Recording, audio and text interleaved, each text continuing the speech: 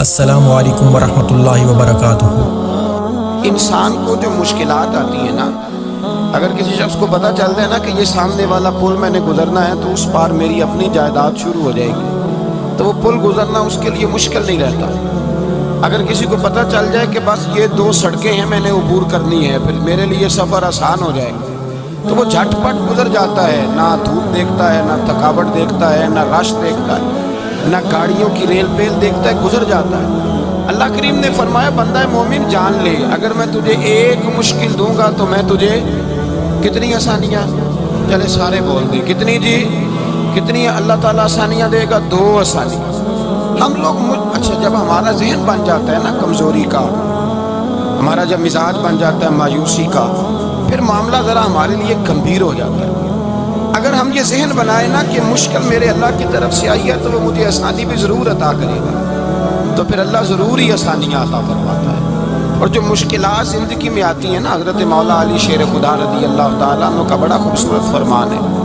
حضرت علی فرماتے ہیں جب تجھے مشکل آتی ہے تو وہ تجھے رب کا پتہ بتانے آتی ہے، وہ تجھے اللہ کا پتہ بتاتی ہے، اس لیے کہ جب تو سارے اسباب کر لیتا ہے، جو ضرورت ہوتی ہے پوری کرتا ہے، تندرست ہو کے وہ کام کرتا ہے، پھر بھی کام نہیں ہوتا، تو اس کا مطلب ہے کرنے والا تو نہیں، کرنے والا کوئی اور ہے جو کام کرنے والا۔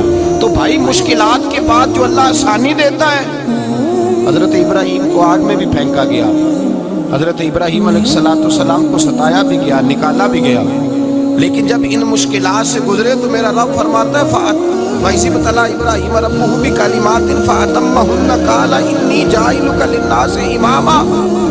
کہا جب ابراہیم پورے اترے تو پھر ہم نے انہیں امام بنا دیا۔ یا اللہ کس طرح کی امامت دی؟ فرمایا میں نے اتنی اعلیٰ شان عطا کی ہے کہ اپنے لاڈلے رسول کو جناب ابراہیم کی نسل میں پیدا فرما دیا ہے، میں نے مصطفیٰ کو ان کی نسل میں پیدا کر دیا، قیامت تک کے لیے ان کا وقار بڑھا دیا۔ اللہم صلی علی محمد وعلی آل محمد کما صلیت علی ابراہیم وعلی آل ابراہیم، ان کی عظمت بڑھا دی، اس لیے کہ جب وہ آزمائش سے گزر کر کے آئے پھر جو آسانی دی۔ میرے نبی پاک صلی اللہ علیہ وسلم نے دین ابراہیمی کی بہت ساری چیزوں کو رکھا، کہا میں ملت ابراہیمی پہ ہوں۔ جب کوئی مشکلات کو عبور کر کے آتا ہے، جب کوئی تکلیفیں سہ کر کے آتا ہے، اس کے لیے جو اجر ہوتا ہے، اس کے لیے جو پھر اللہ کتنی ذرا بڑی توجہ کیجیے گا۔ لوگ سمجھتے ہیں فلاں آدمی مشکل میں ہے تو شاید مشکل میں ہی رہے گا، فلاں آزمائش میں ہے تو شاید آج میرا اللہ فرماتا ہے ایک مشکل دے کے میں 2 آسانیاں بھی دوں گا۔ تم مشکل دیکھ رہے ہو، مشکل نہ دیکھو، وہ جو اس کو بعد میں آسانی آنے والی ہے، اور ڈبل جو میں اس پر نعمت کرنے والا ہوں اس کو دیکھو۔ حضرت یوسف کو بھائیوں نے کنویں میں ڈال دیا تھا، اور جب کنویں سے نکلے تو مصر کے بازاروں میں بکے، اور پھر زلیخا نے الزام لگایا تو حالات بگڑ گئے، حضرت یوسف کو جیل جانا پڑا۔ اتنی کٹھن زندگی تھی، لیکن میرے مالک کو کچھ اور ہی منظور تھا۔ کنویں میں گرنے والے، بازار میں بکنے والے، جیل میں جانے والے، الزام لینے والے جناب یوسف کو رب کریم نے اسی مصر کا بادشاہ بنا دیا، اللہ پاک نے اسی مصر کا حکمران بنا دیا۔ یاری تیری سونا پر ازمیشاں تیریاں اگ، یہ سونا پرکھیا جامدائی پہلو نال اگاں دے لگ، اس کے لیے تھوڑا سا جتن کرنا پڑتا، تھوڑے کٹھن حالات سے گزرنا پڑتا، تھوڑی آزمائشوں کا روپ دیکھنا پڑتا۔ ہم چاہتے ہیں کہ ہمیں چھیڑے کوئی نہ کوئی تکلیف نہ آئے، کوئی آزمائش، یہ ہو نہیں سکتا میرے بھائی، نامی کوئی بغیر مشقت نہیں ہوا، 100 بار جب عقیق کٹا تب جا کر نگی ہوا۔ ہم چاہتے ہیں کہ ہمیں کچھ بھی دقت نہ آئے، مشکلات نہ آئے، اور مشکلات تو انسان کو سنوارتی ہیں بھائی، وہ تو نکھارتی ہیں۔ کبھی پوچھا کرو جا کر کے کسی گندم کے دانے سے کہ تو کہاں سے ہو کے آیا ہے، کہاں سے نکل کے آیا ہے، تو وہ بتلائے گا کہ بڑے مشکل مراحل سے گزرا ہوں، اور پھر اللہ نے مجھے طاقت دی ہے کہ میں انسان کے وجود کا حصہ بنا ہوں۔ تو بھائی کٹھن مراحل، آزمائشیں، تکلیفیں، یہ انسان کو بڑا انسان بنا دیتی، یہ اس کے لیے ترقیوں کا پیش خیمہ ہوتی۔ ہمارے جوان پریشان ہو جاتے ہیں، عورتیں خاص کر کے اس بات پہ توجہ کریں، وہ بڑی جلدی غم لے جاتی ہیں، وہ کہتی ہیں جانے میرا کچھ ہوگا ہی نہیں، جانے میرا کچھ ہو ہی نہیں سکتا۔ میرے بھائی درجنوں بیسیوں لوگ ایسے ہیں جن کی اولادیں نہیں تھی، لیکن نام ان کا ان سے بھی زیادہ ہے جو بڑے بڑے صاحب اولاد۔ حضرت خواجہ معین الدین اجمیری کو جانتے ہیں آپ لوگ؟ نہیں، جو جانتے ہیں وہ بولیں. جانتے ہیں جی؟ لو جی، کافی سارے جانتے ہیں، تھوڑے جی رہ گئے. جانتے ہیں نا خواجہ صاحب کو؟ ان کے کسی بیٹے کو جانتے ہو؟ نہیں جانتے، نہیں جانتے، نہیں جانتے آپ ان کے بیٹے. حضرت خواجہ معین الدین اجمیری رحمۃ اللہ تعالیٰ علیہ کے بیٹے کو نہیں جانتے، لیکن ویسے آپ ہندوستان میں کسی آدمی کو چھیڑ کے دیکھیں، وہ کہے گا میں خواجہ صاحب کا روحانی بیٹا ہوں. میرے بھائی، یہاں لوگ پریشان ہو جاتے ہیں کہ اولاد ہوگی تو یہ ہوگا، فلاں ہوگا تو یہ ہوگا. بھائی ایسی کوئی بات نہیں. میرے پاس پیسے ہوتے تو میرا ابا بیماری سے فوت نہ ہوتا. جو مالدار ہوتے ہیں تو کیا وہ بچ جاتے ہیں؟ حضرت اسرائیل انہیں چھوڑ جاتے ہیں؟ او خدا کے بندے، تو کیسی بات کر رہا ہے؟ یاد رکھ، یہ جو آزمائشیں ہوتی ہیں، یہ جو تکلیفیں ہوتی ہیں، یہ جو تھوڑے سے مشکل حالات ہوتے ہیں. حضرت یونس علیہ السلام کی دوستی ہوگی حضرت جبریل امین سے، تو جناب جبریل ملنے آئے. حضرت یونس علیہ السلام فرمانے لگے، جبریل میرا دل کرتا ہے مجھے اس بندے کی ملاقات کرا جو اللہ کا سب سے زیادہ عبادت گزار بندہ ہے. حضرت جبریل امین لے گئے دور دور فلسطین کے علاقے میں، اور لے جا کر ایک بندے سے ملاقات کرائی جس کی دونوں آنکھیں بھی کوئی نہیں تھی، دونوں بازو بھی کوئی نہیں تھی، دونوں پیر بھی کوئی نہیں تھی. اور اس بندے کی زبان پر لفظ بڑا کیا جاری تھے، یا اللہ تیرا شکر ہے، یا اللہ تیرا، بول کے کہیے، یا اللہ تیرا، اے اللہ تیرا شکر ہے. شکر شکر کر رہا تھا. حضرت جناب سیدنا یونس علیہ السلام کہنے لگے، میں نے تجھے عبادت گزار کو ملانے کو کہا تھا، تو کہاں لے آیا؟ حضرت جبریل کہنے لگے، یونس، یہ ہر چیز جانے کے باوجود اپنے رب کی رضا پہ راضی ہے. اس وقت دنیا میں نبیوں کے بعد جس سے اللہ سب سے زیادہ پیار کر رہا ہے وہ یہی بندہ ہے. یہ اپنے رب کی رضا پہ راضی ہے. مانا کہ جب اس حال میں راضی ہے تو بس ٹھیک ہو گیا، ٹھیک ہو گیا. وصل اچھا ہے نہ فراق اچھا ہے، بس جس حال میں محبوب رکھے وہی حال اچھا ہے. بس جس حال میں انہوں نے رکھا بات ٹھیک ہو گئی. اس میں اب انسان شکوا کرتے پھرے کہ یہ کس طرح ہے، وہ کس طرح، اپنے آپ کو مطمئن رکھا. میرے بھائی یاد رکھیں، آزمائشیں، تکلیفیں آپ کو بڑا کرنے کے لیے آتے ہیں. ہم آزمائش کو برا جانتے ہیں، دکھ کو برا جانتے ہیں. دکھ تو بڑے پیارے ہوتے ہیں، یہ رونے کا سلیقہ سکھاتے ہیں، یہ اللہ کو منانے کا طریقہ سکھاتے ہیں، یہ مسجد میں جانے کا. وہ جو سکھی بندہ ہے نا، سکھی، مجھے ایک صاحب کہنے لگے دو قسم کے لوگ مدینے سے آتے، مدینہ شریف پوچھنے لگے، کہنے لگے حضرت جی دو قسم کے بندے ہیں، کچھ واپس جاتے ہوئے تڑپ رہے ہیں، کچھ تصویریں کھینچ رہے ہیں رخصتی کے وقت، فرق کیا ہے؟ تو میں نے کہا وہ جو تصویریں کھینچ رہا ہے وہ امیر آدمی ہے، اسے پتہ ہے کہ میں پھر ٹکٹ لے لوں گا، مہینے کے بعد پھر آ جاؤں گا. اور یہ مدینہ چھوڑتے ہوئے تڑپ رہا ہے، یہ کوئی غریب ہے، یہ کہہ رہا ہے پتہ نہیں دوبارہ موقع ملے کہ نہ ملے. یہ دکھی ہے، یہ آزمائش میں دکھی. سکھی بندہ تو مکے جا کے نہیں روتا، وہاں بھی کھڑا ہے، ڈٹ کے کھڑا. دکھی کوئی نہیں تو روئے کیسے؟ جب آپ کو اللہ مشکل دیتا ہے تو سمجھ لے رب آسانی دینا چاہ رہا ہے. جب تیز دھوپ آتی ہے تو سمجھ لے اللہ گرم ہوا گزار کے ٹھنڈی بارش برسانا چاہ رہا ہے. اور جب چاروں طرف سے گھٹن ہو، پنجابی میں کہتے ہیں گما لگ جائے، تو پھر سارے بول کے کہتے ہیں اب جو طوفان آئے گا وہ سخت ہی آئے گا. اس لیے کہ گھٹن جتنی زیادہ ہوتی ہے پھر فضل بھی اتنا. جن لوگوں نے تکلیفیں زیادہ سہی تھی رب نے عزتیں بھی زیادہ ہی عطا فرمائی. جن لوگوں نے تکلیفیں زیادہ سہی نا انہیں اللہ نے درجہ بھی. حضرت بلال حبشی نے بڑی تکلیف سہی، مارا کرتا تھا امیہ، بڑا مارتے تھے، اتنا مارتے تھے کہ موٹے، آپ نے کبھی دیکھے ہیں دیہاتوں میں موٹے موٹے موٹے موٹے پائے ہوتے تھے چارپائیوں کے، موٹے موٹے موٹے موٹے بان کی چارپائیاں اور بڑی چارپائیاں کافر بچھا کے بیٹھ جاتے ہیں، اور حضرت بلال حبشی کے پیر ان کے نیچے رکھ دیتے ہیں، ہاتھ ان کے نیچے رکھ دیتے ہیں، آگ لوہا گرم کر کے اس کے اوپر ننگے بدن لٹا دیتے ہیں. مکے نے بڑی آزمائشیں دیکھی، پھر اسی مکے نے، مدینے نے عجیب رنگ دیکھا کہ میرے نبی معراج سے واپس آئے اور حضور نے عظمت دی. فرمایا بلال یار تیرا بڑا مقام ہے، تو مدینے میں چل رہا تھا اور میں جنت میں تیرے قدموں کی آواز سن رہا تھا.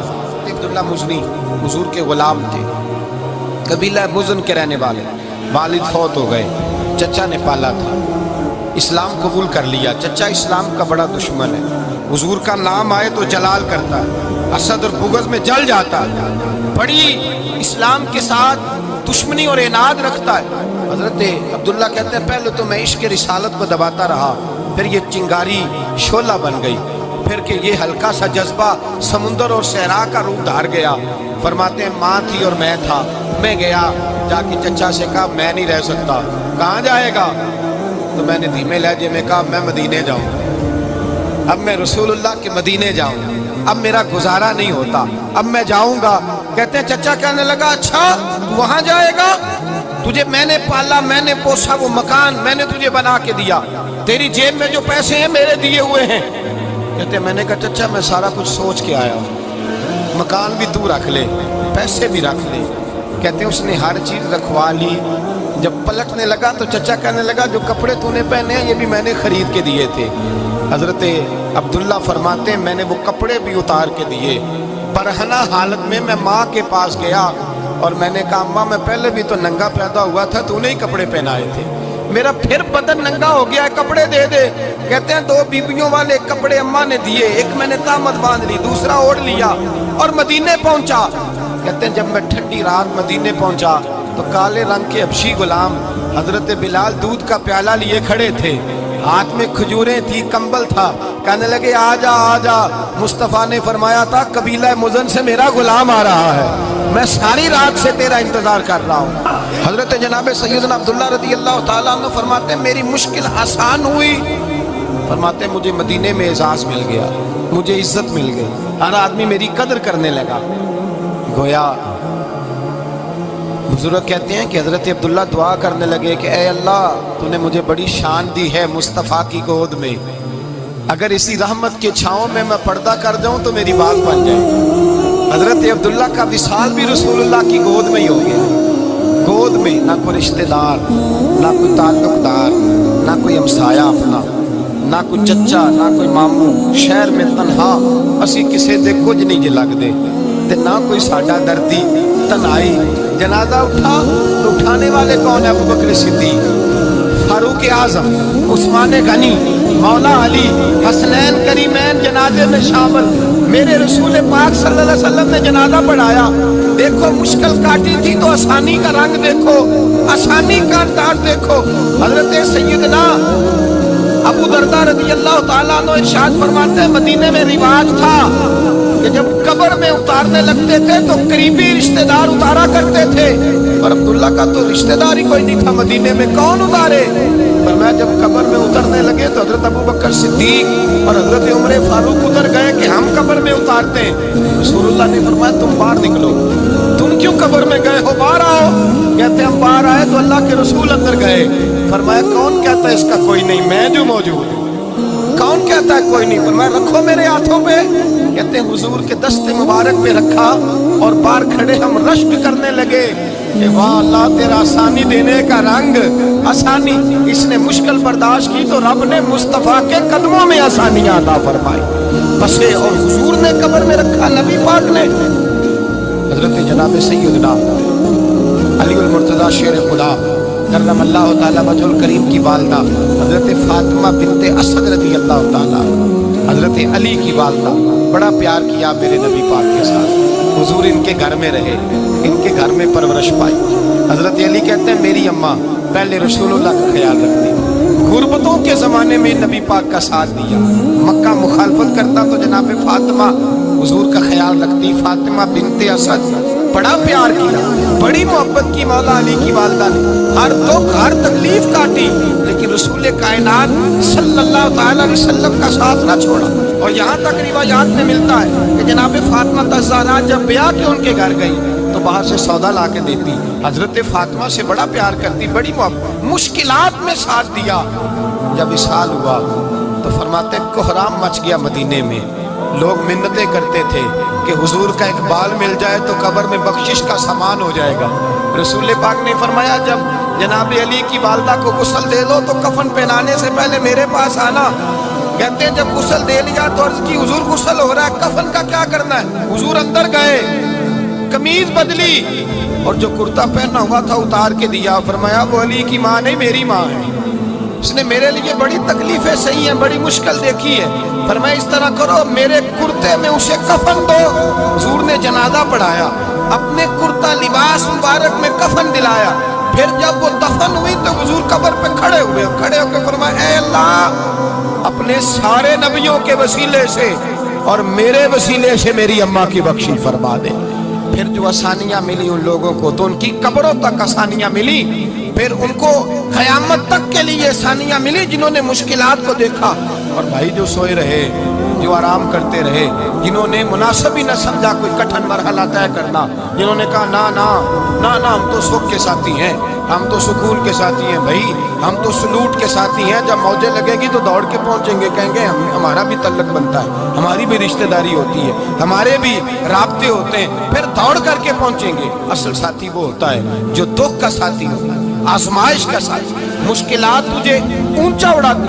حضرت سلمان فارسی کہتے ہیں میں نبی پاک کی تلاش میں نکلا تھا، حضور کی تلاش میں نکلا اور میں نے کئی سال حضور کو ڈھونڈا، کبھی ایک دروازے، کبھی ایک دروازے، کبھی دوسرے دروازے، کبھی تیسرے دروازے۔